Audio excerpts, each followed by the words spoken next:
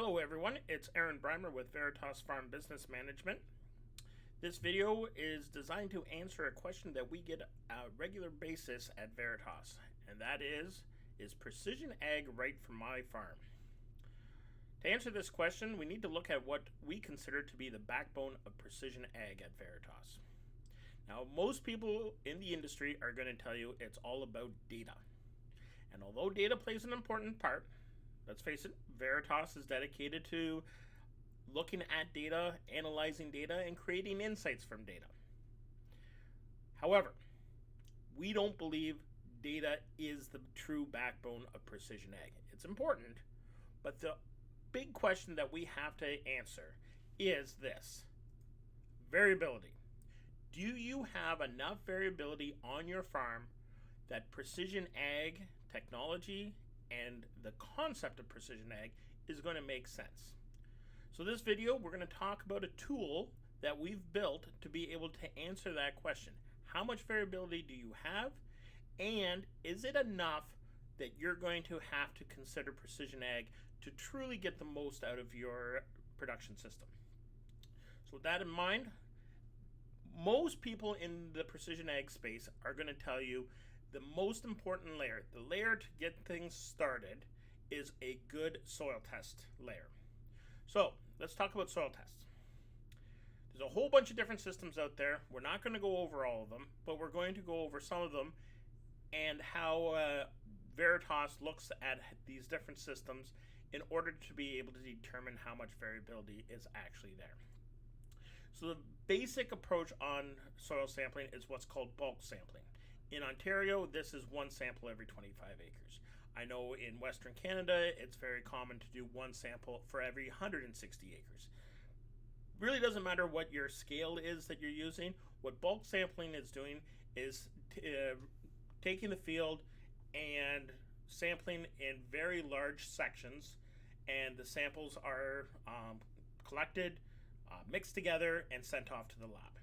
It gives you a good idea as the baseline of what's going on in your field, but it doesn't do a whole lot for capturing variability. You can see the example I've given here. Above is a 40-acre field split into two samples. Below it, in case you want to have a little better understanding as to what's going on, is an imaginary 100-acre field, and we've split it into four different samples. You can see towards the north end, the top part of that imaginary field, there's two samples, the east and west, that are a little lighter in color, so maybe not as much organic matter, maybe a little bit sandier, whereas further to the south, the bottom, on both the east and west, things are a little bit darker. So that has been the standard for soil sampling. In fact, in Ontario, one sample every 25 acres is considered the best management practice. Starting in the, I'm going to say the early 1990s, we started to do grid sampling. And what grid sampling is basically subdividing the field into smaller samples, and then each spot is sampled separately. The data comes back from the soil lab, and there is software that takes all of this data and attempts to interpret it and overlay what the software, what the computer thinks your field's going to behave. So this is called grid sampling, and there's some variations, and you can have different sizes of grids. The next step up, and this has become a little bit more common, is zone sampling. Now what zone sampling does is, instead of taking those samples every 2.5 acres, it takes the samples based on predefined zones, maybe based off of yield, maybe based off of imagery, whatever the case may be, and those zones are then sampled. Now sometimes you combine the zones, so you can have a whole bunch of hilltops all combined into one, or you might soil sample those hills separately. It completely depends on how intensive those zones are going to be. When you take all of that data, you plug it in, you can see our imaginary 100-acre field, we're starting to see a little bit more detail than what we did with the grid or the bulk. That's not always true, but in this case it is. The most recent, and you're probably starting to recognize a picture at the bottom, but the most recent soil sampling system is soil sensing. There's a bunch of different systems on the market. You have Soil Optics, you have SIS from Trimble, you have Veris, you have SWOTbox. There is a lot of different systems out there, and they do an incredible job of capturing detail to the point where you can start to see my imaginary 100-acre field at the bottom probably looks very familiar. So when you look at the total amount of variability of that field, you can see each system captures a different amount of variability. That doesn't mean that one is necessarily better than the other, depending on what you want to do with it and how much that variability is going to impact you. So the question we get, yes, I have some variability in my field, or I don't think I have that much variability in my field. I don't think it's going to pay. I don't want to make that investment. Help me understand if I should make that investment. And that's what the rest of this video is about, because we're going to show you a product that, well, maybe not a product, a tool that we have built to be able to capture that amount of variability. So we're going to start with this field. This field, the picture on your left, the red to green image, is a field that has a lot of variability. So that variability can be from an image, it can be from intensive soil scanning, it can be from yield. What it is it just shows you the total amount of variability in that field. The graph, I call it a graph. My data scientist is probably going to dispute whether that's a graph. She's probably going to tell you that it's a histogram. What that shows is the distribution of the different data points. So how far apart are they? So you can see you've got data points that are running from a number of 5 all the way up to 20.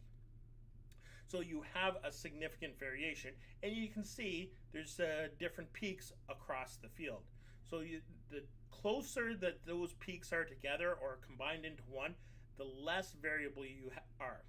The more spread out it is, the more individual peaks, the more variable it is. So what? What does it mean to your field? Well, what we did was we took that total variability, and it's about a 100-acre field in this case, and we split it out using that Ontario Best Management Practice concept of one sample every 25 acres. And then we gridded it, or averaged by polygon.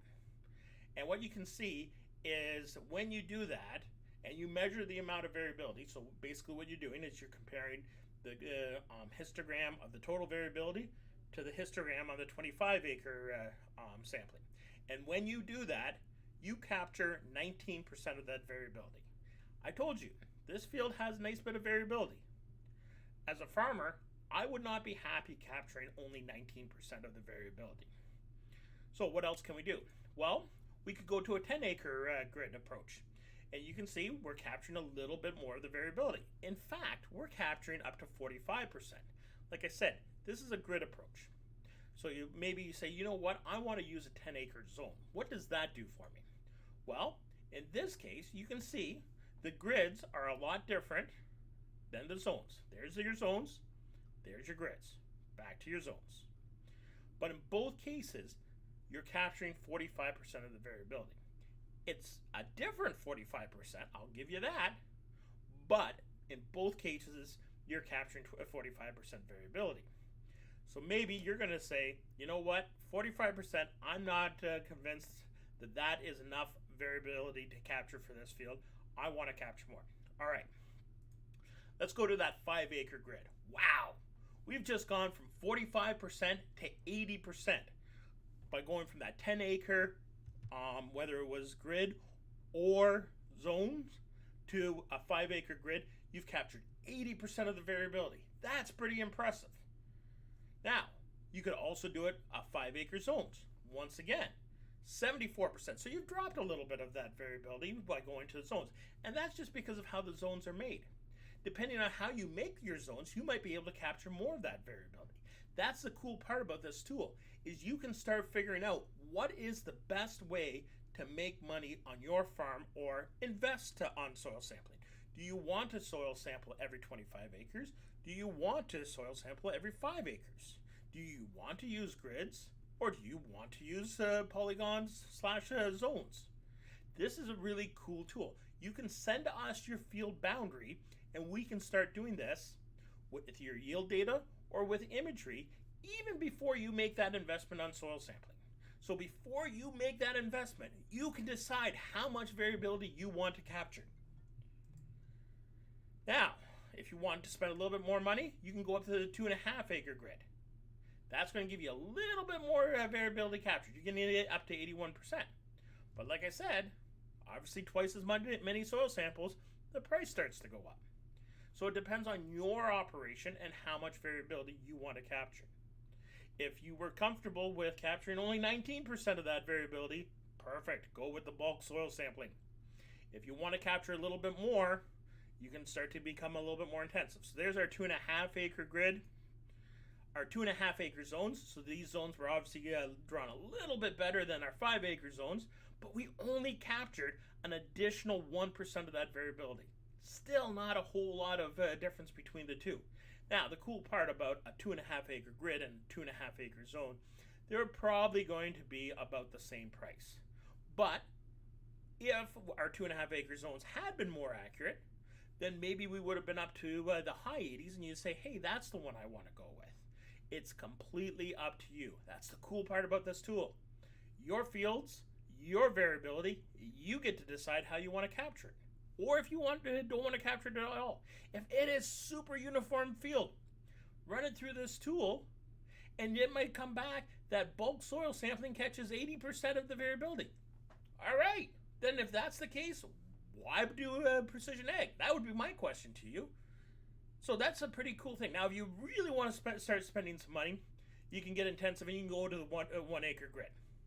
That's going to capture 91% in a grid. And in the zones, like I said, the zones are maybe not as good as could be. You're at 85%. Here's my thoughts. If you want this level of variability captured, it's time to start investing in that soil scanning, sampling technology, whether it be Soil Optics or SwapBox or Veris or any other system like SIS from Trimble, whatever your system wants to be, because that's going to be a little bit more expensive. So now, when you want to be a little bit more expensive, you can take advantage of that for your farm.